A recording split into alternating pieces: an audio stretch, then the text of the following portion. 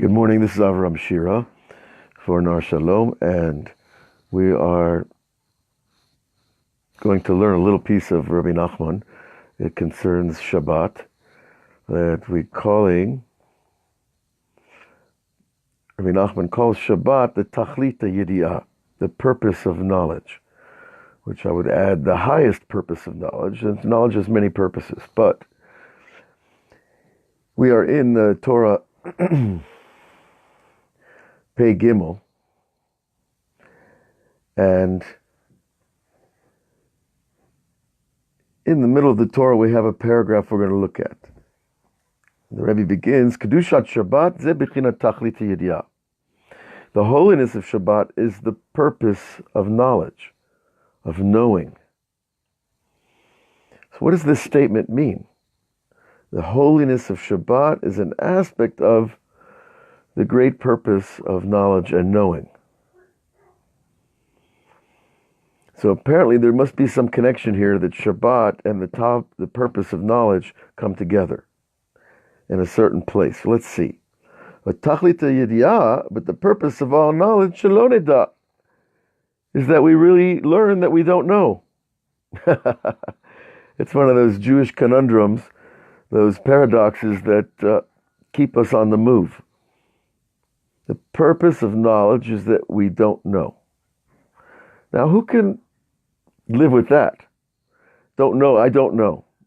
Well, there's a lot of things I don't know, but there are things I know how to tie my shoes, right? I know how to do some basics in life. Is that the knowledge we're talking about? I don't think so. The knowledge we're talking about is the presence of knowledge itself, and the source of knowledge, and the place of knowledge. In other words, the tachlit yedi'ah, the purpose of knowing, is this place of unknowing, this empty place inside. Let's see what he says. Bishvil zeh Shabbat nikra tachlit shamayim v'aretz. And because of this, Shabbat is called the purpose of heaven and earth. In other words, that the whole purpose of the works of creation is to bring creation to this place of rest and satisfaction in your creation.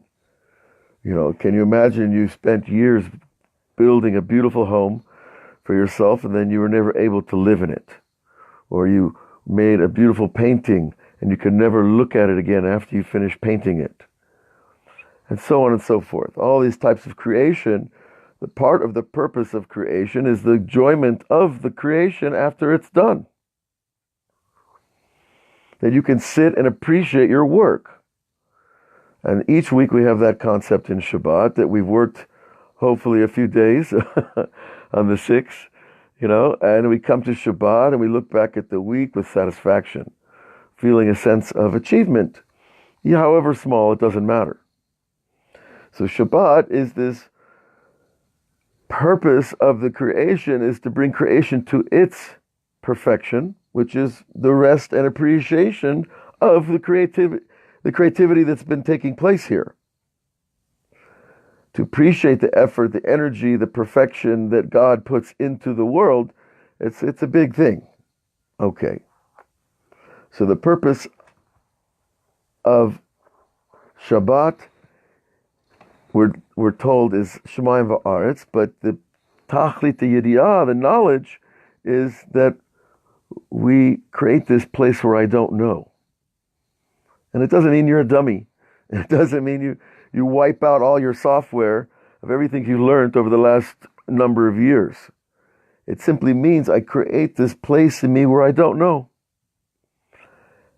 So no matter where I am in the scale of knowing, of knowledge, I have this place in me where it's okay not to know. It's actually the purpose of knowing. And this is a tremendous statement that the Rebbe makes. The tachlit yedi'ah, the purpose of knowing, is that I don't know, that I create this place. Now we go further. This purpose of Shabbat being the goal of heaven and earth. Amarti kama, Shlomo HaMelech, the wisest man, we are told, he said, I will become wise. Vehi rechoka mimeni, and I saw immediately that wisdom was far away from me. Isn't that interesting? I said I'll be wise. I'll open the books. I'll read. I'll learn. I'll pray. I'll repeat. Go over it. I'll be wise. And what did he learn? That wisdom was far away. But there's a connection between the beginning of this verse and the end of it. The beginning of the verse, I said, I will be wise. I think that was the problem. I'm going to be a wise guy. That's not the purpose of wisdom. That's not the purpose of knowledge. The purpose of wisdom and knowledge is to be humble before the creator of all knowledge and all wisdom. But anyways, so you say, if you start out with that attitude of, I'm going to become wise, then hopefully you're going to see that you're far from it, which is a good place to be, because it's a starting point. And the Rebbe goes on, this is the essential wisdom. What? Shaskil, that we will be intelligent to see that wisdom is far away. Far away, not unreachable, not ununderstandable, uncomprehensible, rather far, meaning that wisdom is much greater than I thought, and that there are things to know that I don't know, and I don't even know that I don't know them. That's the nature of knowledge. We don't even know what we don't know until we learn it, and then we say, oh, I didn't know that. But somehow we operate as if we know things. So you see, all of this ties together very nicely, that the purpose of knowledge is to know we don't know. The place of wisdom is to see that I'm far from wisdom. And the purpose of heaven and earth is to come to that rest, that appreciation of creation through, of course, only through Shabbat. Okay, now the Rav goes on, V'tachlitu ikar makom. Now also this purpose is the essential idea of place. Now place in Kabbalah doesn't just mean a place like a physical location. We say that, don't say God is in the world, say the world is in God. God is the place of the world. Okay, so when we talk about place, we're talking about the absolute center, the absolute place of the Creator. And what's over there? And that is the place of the world. And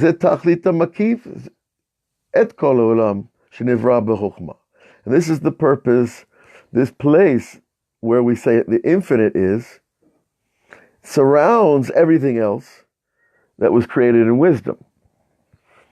Okay, so there is this idea of the infinity that surrounds the finite. Okay, and we see there that even wisdom is a created thing. So we have to remember that. It's not pre-existent. It's something that's been given to us,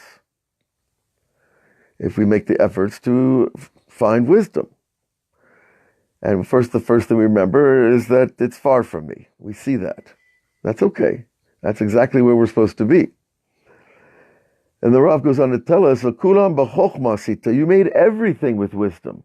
All creatures, all plants, all structures, all materials, everything has wisdom in it.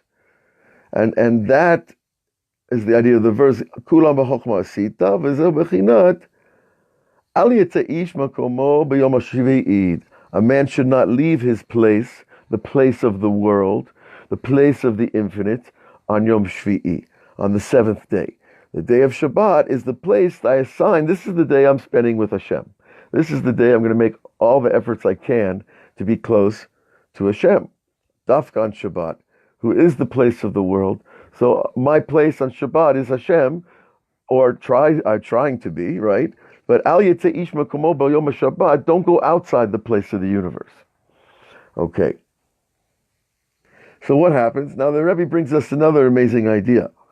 He said, "V'zeh poshet gufo amitzorah," and this, he's taking now the laws of someone who gets a biblical skin infection, that there are many laws that govern what he is supposed to do. But the idea is that the mitzorah is a person whose body is been attacked. It has a a disease on his skin.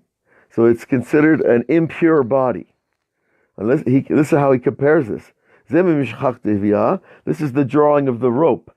What is the drawing of the rope? Means he's lovesh bigdei Shabbat. That when a person throws off his weekday body, he gets a new body on Shabbat. Now, what body? My body looks the same as it always does. Now, we're talking about your spiritual body. That you have a weekday spiritual body, which is your weekday soul. And then you have a Shabbat body, which is your Shabbat soul.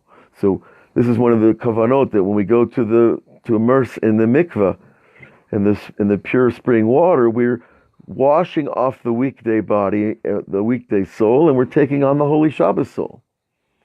And it's called here a body, another metaphor. And he says, Ayinu, what is this body we're getting for Shabbat?